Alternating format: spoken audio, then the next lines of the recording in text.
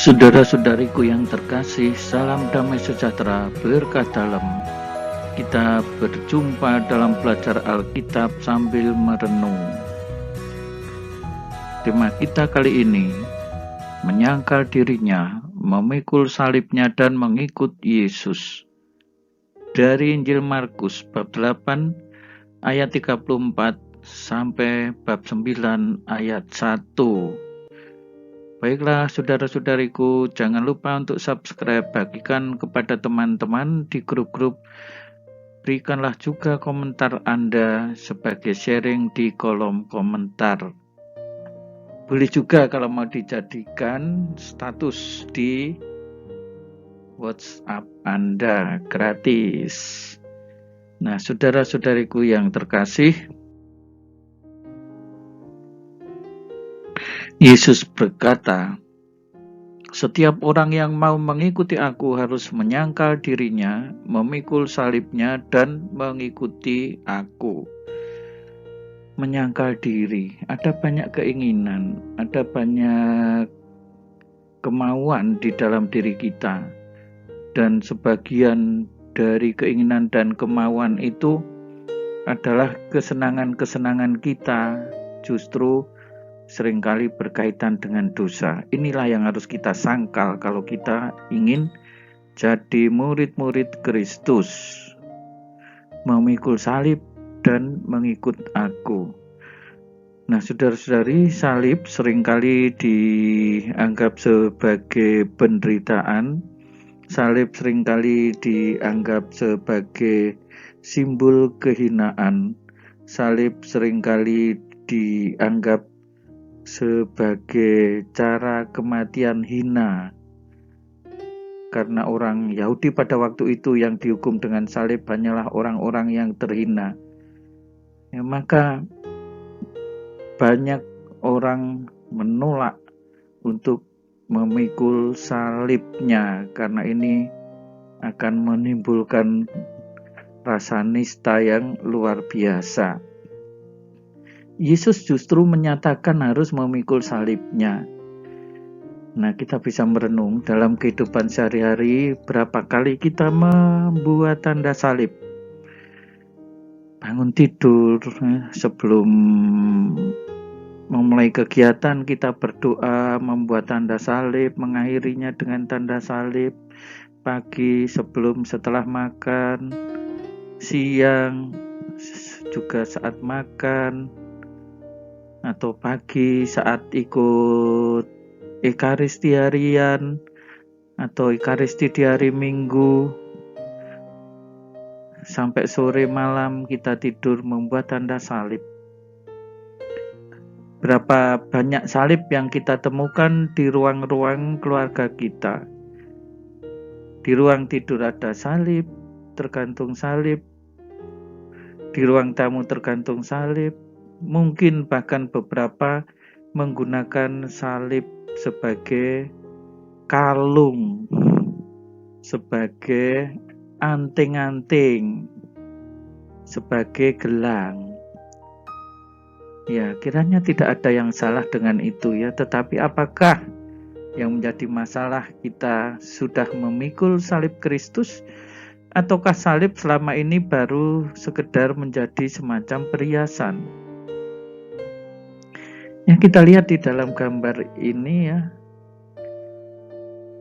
ketika kita memanggul salib, saya percaya Yesus ada di dekat kita.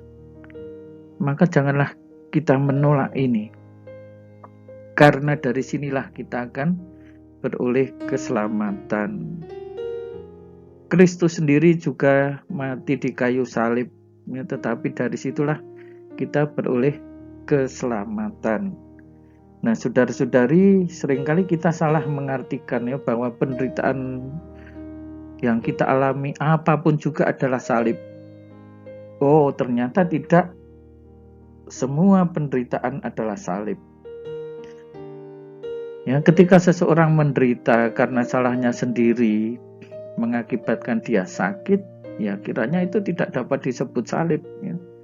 Tetapi misalnya ya seorang bapak siang sudah menjadi guru, malam harus berjuang untuk menjadi tukang ojek demi memenuhi kebutuhan keluarganya. Dia harus cukup menderita beban kehidupan, kiranya itu salib.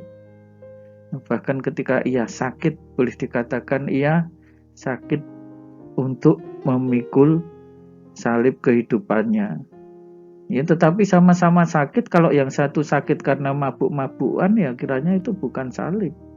Salib karena dia pesta-pesta, narkoba, lalu dijebloskan ke dalam penjara dan dia sakit liver, ya ini bukan salib.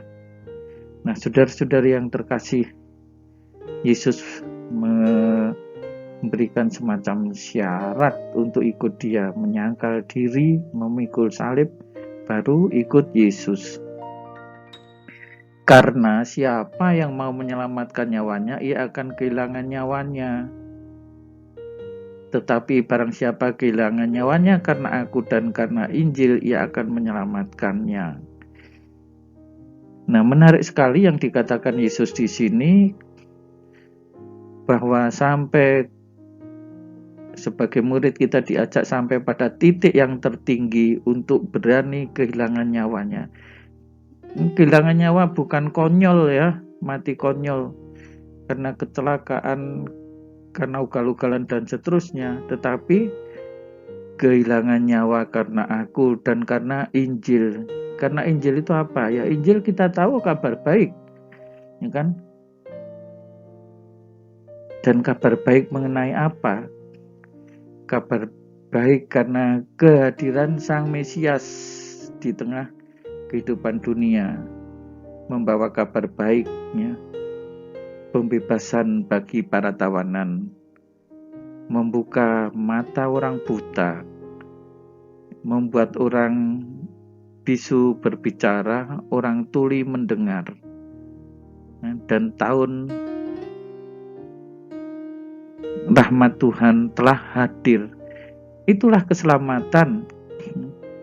Maka inilah yang sangat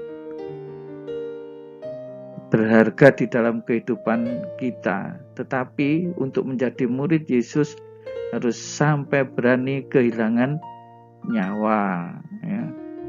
Artinya apa? Ya kita sebagai murid Yesus memberikan seluruh kehidupan kita, semuanya kita berikan kepada Yesus secara total, ya, sebagaimana Yesus sendiri sudah memberikan segala sesuatunya kepada kita secara total. Padahal yang dibela kita ini adalah orang-orang yang berdosa. Apa gunanya seseorang memperoleh seluruh dunia tetapi ia kehilangan nyawanya? Nah, maka apa yang menjadi tantangan Yesus ini memberikan nyawa tadi? Kiranya seimbang juga dengan hasilnya. Ya, karena apa? Akan ada keselamatan, akan ada hidup, tidak akan kehilangan nyawanya, hidup bersama Yesus di dalam kerajaan surga.